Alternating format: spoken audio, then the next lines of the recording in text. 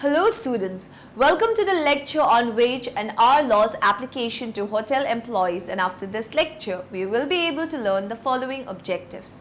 Discuss about Minimum Wages Act, describe the fixation of minimum rates of wages, explain the basic of leave. Let's start with a brief introduction. In India, 93% of the total workforce work in the informal sector. The workers in informal sector work in different employments such as contract labor, construction worker, 78%, sweepers and scavengers, employees in shops, and workers in agriculture. About 98% of the workers engage in agriculture in unorganized sector. The workers in informal sector are distinguished from the workers in formal sectors in the following way.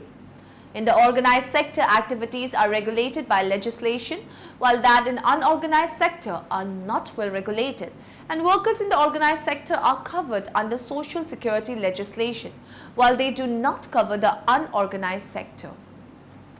The minimum wage legislation is the main labor legislation for the workers in this sector.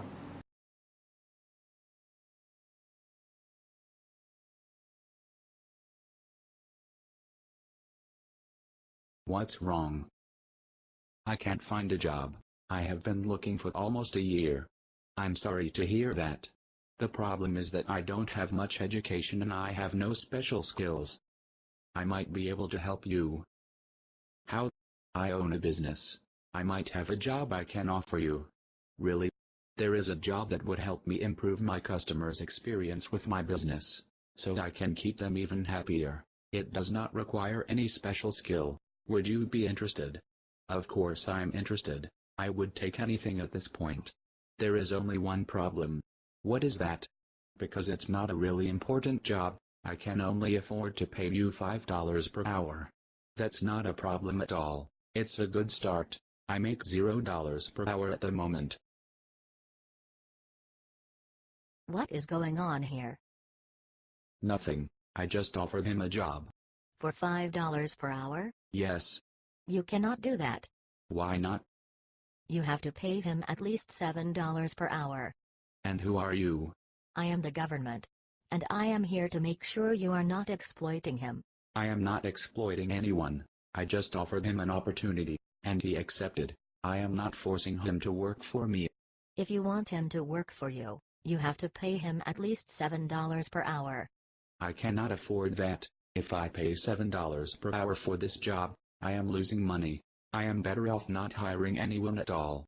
Well, then you will not hire anyone then. I thought you were supposed to care about people like him, that have no job. Why are you preventing him from getting a job?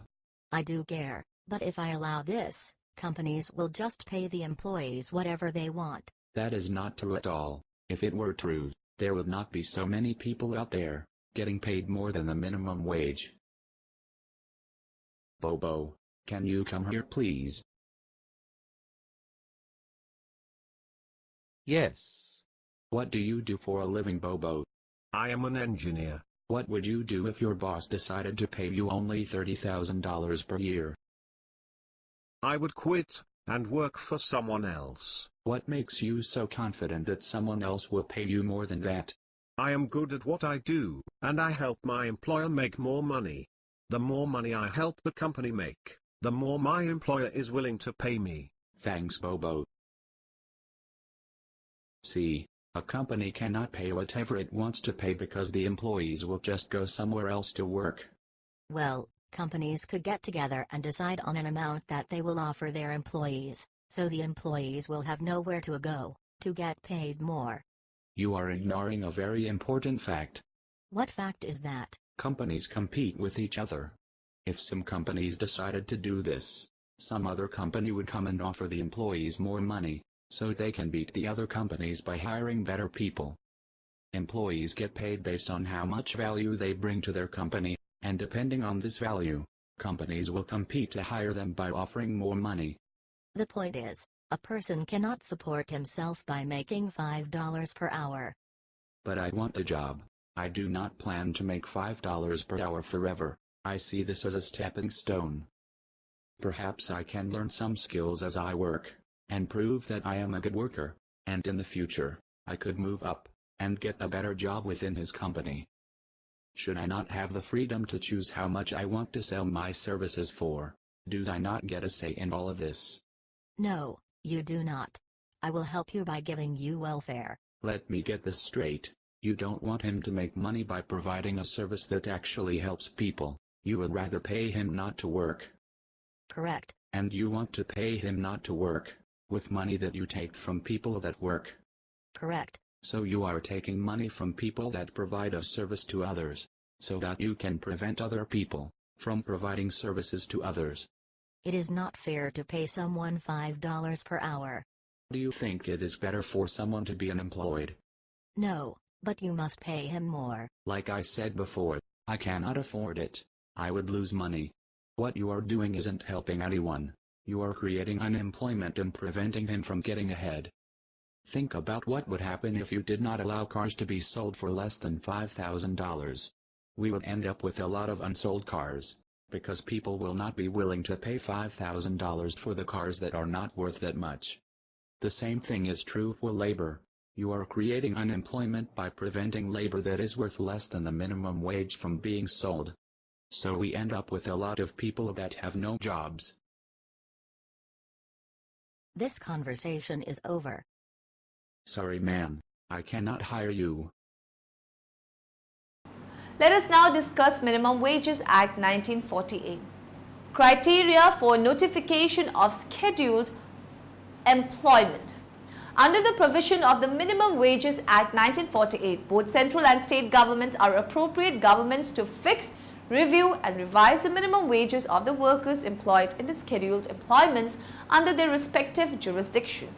The appropriate governments have also been empowered to notify any employment in the schedule where the number of employees is 1,000 or more and fix the rates of minimum wages in respect of the employees employed therein.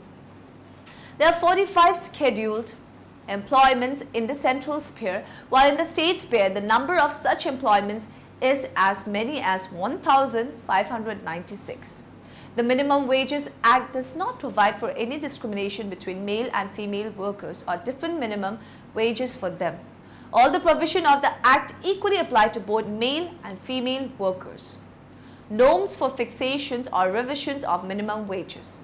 The norms include those which were recommended by the Indian Labour Conference in its session held in 1957.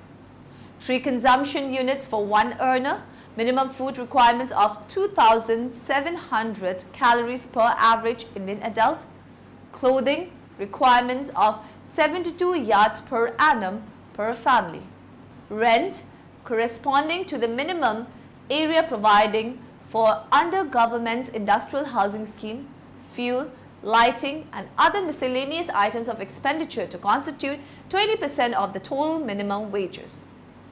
Other parameters: children education, medical requirement, minimum recreation including festivals or ceremonies and provision for old age, marriages, etc. should further constitute 25% of the total minimum wage. This judgment was delivered by the Supreme Court of India in 1991 in the case of Raptor Course Brat and Co. versus its workmen. Local condition and other factors influencing the wage rate. Methods for fixation or revision of minimum wages. Fixation.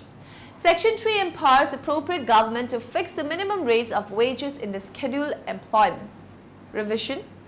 Revise the minimum rates at an appropriate interval not exceeding 5 years. Procedure for fixation or revision.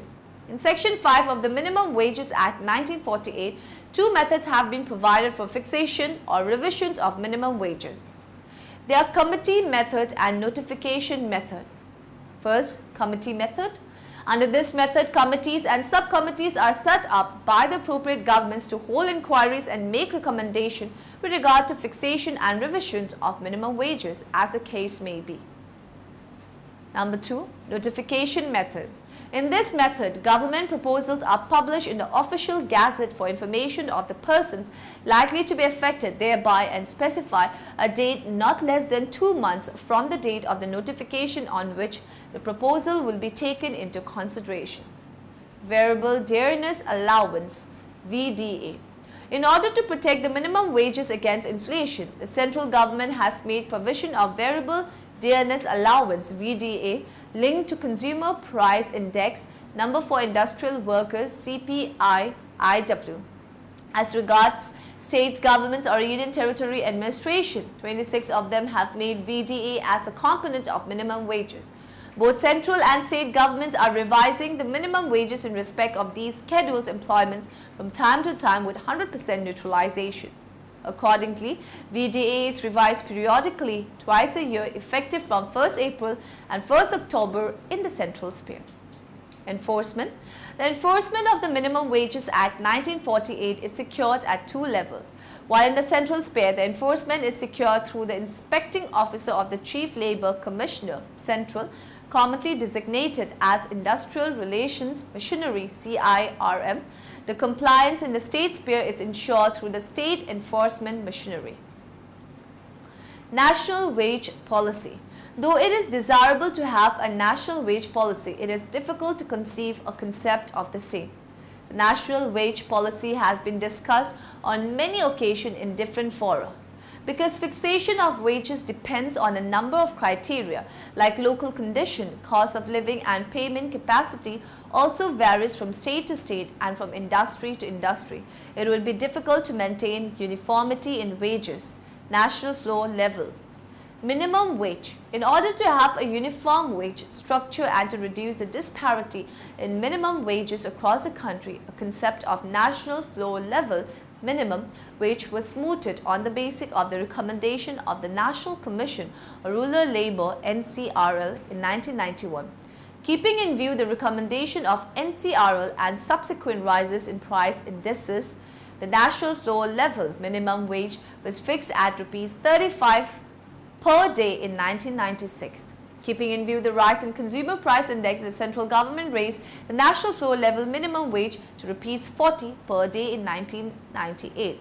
Further to Rs 45 with effect from 1st December 1999 and Rs 50 per day with effect from 1st September 2002.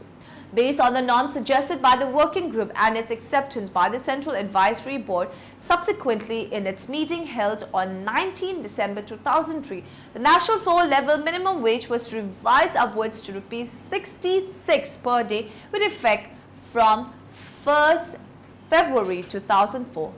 On the basis of increase in the consumer price index, the central government further revised the national floor level minimum wages from Rs 66 to Rs 80 per day with effect from 1st September 2007.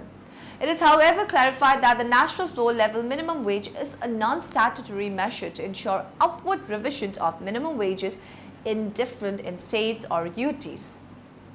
Thus, the state governments are persuaded to fix minimum wages such that in none of the scheduled employments, the minimum wage is less than national floor level minimum wage. Let's now discuss fixation of minimum rates of wages. In a labor surplus economy like India, wages could not be left to be determined entirely by forces of demand and supply, as it would lead to the fixation of wages at a very low level, resulting in exploitation of less privileged class. The Act provides for fixation or periodic revision of minimum wages in employments where the labor is vulnerable to exploitation. Under the Act, the appropriate government, both central and state, can fix or revise the minimum wages in such scheduled employments falling in their respective jurisdiction. The term minimum wage fixation implies a fixation of the rate or rates of minimum wages by a process or by invoking the authority of the state. Minimum rate of the wages fixed or revised consists of the following: a basic rate of wages and a special allowance, namely cost of living allowance, a basic rate of wages with or without cost of living allowance and cash value of concessions for surplus of essential commodities, an all-inclusive rate, that is basic rate, cost of living allowance and cash value of concession. The minimum wage rate may be fixed at a time rate, piece rate, guaranteed time rate and D, overtime rate. The Act provides that different minimum wage rate may be fixed for different scheduled employments, different works in the same employment, adult, adolescent and children, different location, or male and female. Also, government may fix such minimum wage by an hour, day, month, or any other period as may be prescribed by the notified authority. Norms for fixing minimum wage. 3 consumption units per earner, minimum food requirements of 2,700 calories per average Indian adult, cloth requirement of 72 yards per annum per family, rent corresponding to the minimum area provided under the government's industrial housing scheme, and fuel, lighting and other miscellaneous items of expenditure to constitute 20% of the total minimum wages. Children education, medical requirement, minimum recreational including festivals or ceremonies, and provision for old age, marriage, etc. should further constitute 25% of the total minimum wage. Cost of living allowance. The minimum basic wages fixed are linked to consumer price index as a countermeasure against inflation. The cost of living is set twice in a year. The Commissioner of Labour notifies the rate 1st of April and 1st of October. The rates are fixed on the basis of the average rise in the state industrial workers' consumer price index numbers for half year ending December and June respectively. Variable dearness allowance. Dearness allowance is payable to monthly, daily and piece rate earners.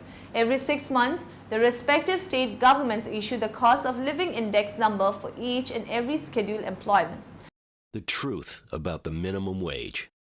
The minimum wage is supposed to help the poorer, less skilled, and younger workers in the economy, but it doesn't. It gets them fired.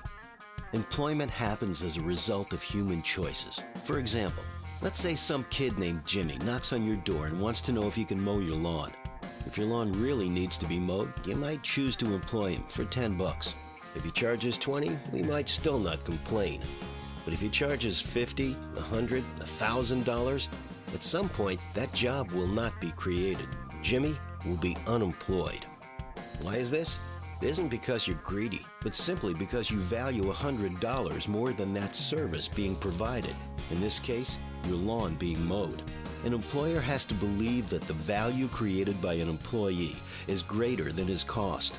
And that is why minimum wage laws cause unemployment. It is impossible to sustain employing anyone doing work which is valued less than their wage. The higher the minimum wage, the sooner Jimmy is out of a job. Think about it. How many jobs would be lost if entrepreneurs were forced to only hire people whose labor they valued at $20 an hour? How about $50? $100 an hour? If the minimum wage is fundamentally sound, we should be able to increase it without fear of hurting the economy. Sure, some very highly skilled workers wouldn't be hurt by a $100 an hour minimum wage, but the rest of the workforce would be unemployed. When employment costs increase, entrepreneurs have 2 choices. They can reduce the amount of people they employ, or they can raise the price of the goods they produce. Otherwise, they're in the red. This makes the minimum wage a double whammy. Even if you don't lose your job, you and everyone else in the economy will be forced to pay for more expensive goods. Now that's counterproductive. And keep in mind, who is hurt most by rising prices? It's the lower wage workers, the very people the minimum wage is trying to help. In a free market, employment is a win-win-win situation. Employers benefit because the value created by their employees is greater than their cost. Workers benefit not only from a wage, but they also gain work experience, which they can use to demand higher wages in the future. And society as a whole benefits from that labor being added to the total pool of economic productivity. But the unemployment caused by the minimum wage is a lose-lose-lose. Workers are robbed of their wages and that invaluable work experience. Employers are robbed of the benefit that would have been gained by employing. And the whole economy is worse off because those unemployed workers are now unable to contribute their labor to help everyone's economic process. There are 2 methods for fixation, revision of minimum wages, namely committee method. Under this method, committees and subcommittees are set up by the appropriate governments to hold inquiries and make recommendation with regard to fixation and revision of minimum wages as the case may be. Notification method. Under this method, government proposals are published in the official gazette for information of the person likely to be affected thereby and specify a date not less than 2 months from the date of the notification on which the proposal will be taken into consideration. The fixation of minimum wages depends on a number of factors such as level of income and paying capacity, prices of essential commodities, productivity, local condition, etc. Since these factors vary from state to state, the wages accordingly differ throughout the country. Payment of minimum wage in case or kind. The employer is required to pay to every employee engaged in a scheduled employment under him wages at a rate not less than minimum rate of wages notified for that class of employees without any deduction except as may be authorized. Payment of overtime. If any employee whose minimum rate of wages is fixed under the Act works on any day in excess of the number of hours constituting normal working day, the employer is required to pay him for excess hours at the overtime rate fixed under this Act or under any law of the appropriate government for the time being in force, whichever is higher. Working hours. In regard to any scheduled employment, minimum rates of wages in respect of which have been fixed under this Act, the appropriate government may fix the number of hours of work which shall constitute a normal working day inclusive of one or more specified intervals. Provide for a day of rest in every period of 7 days which shall be allowed to all employees or to any specified class of employees and for the payment of remunerations in respect of such days of rest. Provide for payment for work on a day of rest at a rate not less than the overtime rate. Working hours of adults. Section 51 of the Factories Act 1948 prescribed that no adult worker shall be required or allowed to work in a factory for more than 48 hours in a week. Further, Section 54 stipulates that subject to the provision of Section 51, no adult worker shall be required or allowed to work in a factory for more than 9 hours in a day. Section 52 of the Act states that no adult worker shall be required or allowed to work in a factory on the first day of the week, that is weekly holiday. Section 53 of the Act further states that if the worker is deprived of any of the weekly holidays for which provision is made in Section 52, he shall be allowed within the month in which the holidays were due to him or within the 2 months immediately following that month compensatory holidays of equal number to holidays so lost. Section 55 of the Act lays down that the period of work of adult workers in a factory each day shall be so fixed that no worker shall work for more than 5 hours before he has had an interval for rest of at least half an hour. Section 56 of the Act stipulates that the period of work of an adult worker in a factory shall be so arranged that inclusive of his intervals for rest under Section 55, it shall not spread over more than 10.5 hours on any day. The reports received from various states or unions territories on the working of the Factories Act 1948 highlight satisfactory compliance with the provision relating to hours of work, details pertaining to specified normal weekly hours for adult men and adult women workers by states and industries, extra wages for overtime.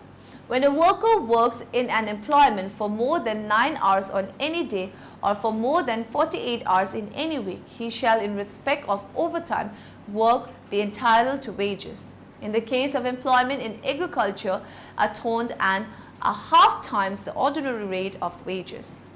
In the case of any other scheduled employment at double the ordinary rate at wages, a register of overtime shall be maintained by every employer in Form 4, in which entries under the column specified therein shall be made as and when overtime is worked in any establishment. Nothing in this rule shall be deemed to affect the provision of the Factories Act 1948, 63 of 1948. Restriction on double employment. Under Section 33 of the Organization of Working Time Act 1997, employers are prohibited from employing employees to work on any day or during any week where the employee has worked for another employer, where the aggregate of the period's work exceed than permitted by the legislation. Notice of period of work for adults. Notice of periods of work for adults. They shall be displayed and correctly maintained in every factory in accordance with the provision of subsection clause 2 of section 108, a notice of periods of work for adults, showing clearly for every day the periods during which adult workers may be required to work. The period shown in the notice required by subsection clause 1 shall be fixed beforehand in accordance with the following provisions of this section, shall be such that workers working for those periods would not be working in contravention of any of the provisions of section 51, 52, 53, 54, 55, 56 and 58. Where all the adult workers in a factory are required to work during the same periods, the manager of the factory shall fix those periods for such workers generally. Where all the adult workers in a factory are not required to work during the same periods, the manager of the factory shall classify them into groups according to the nature of their work, indicating the number of workers in each group. For each group which is not required to work on a system of shifts, the manager of the factory shall fix the periods during which the group may be required to work. Where any group is required to work on a system of shifts and the relays are not to be subject to predetermined periodical changes of shifts, the manager of the factory shall fix the periods during which each relay of the group may be required to work.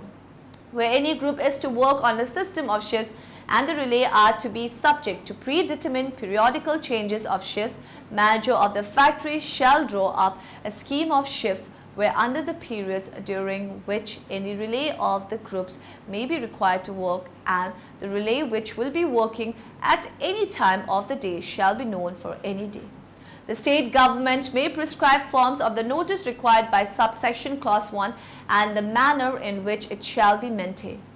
In the case of a factory beginning work after the commencement of this act, a copy of the notice referred to in subsection clause 1 shall be sent in duplicate to the inspector before the day on which the worker is begun in the factory. Any proposed change in the system of work in any factory which will necessitate a change in the notice referred to in subsection clause 1 shall be notified to the inspector in duplicate before the change is made and except with the previous sanctions of the inspector. No such change shall be made until 1 week has elapsed since the last change. Let us now discuss about basic of leave. The Employment Relationship Act stipulates that every employee is entitled to annual leave not less than 4 weeks in every calendar year regardless of whether he is employed full-time or less than full-time. The minimum number of days of leave is determined on the basis of the employee's work distribution. An employee who signs a part-time employment contract has the same contractual and other rights and obligation arising from the employment relationship as an employee with a full-time employment, but they should be implemented proportionally to the working time binding him or her by the contract. Now in the end, let us summarize what we have learned in this lecture. This regulation also requires employers to provide notification to banquet, special event and package deal customers in writing as to whether an administrative fee does or does not include a gratuity. There is now a rebuttable presumption that any charge in addition to charges for food, beverage, lodging and other specified materials or services, including but not limited to any charge for service or food service, is a charge purported to be a gratuity. Minimum wages payable under this act are to be paid in cash. The Commissioner of Labour notifies the rate 1st of April and 1st of October. The process helps employees in getting fair and reasonable wages, more particularly in the unauthorized sector, and eliminates exploitation of labour to a large extent.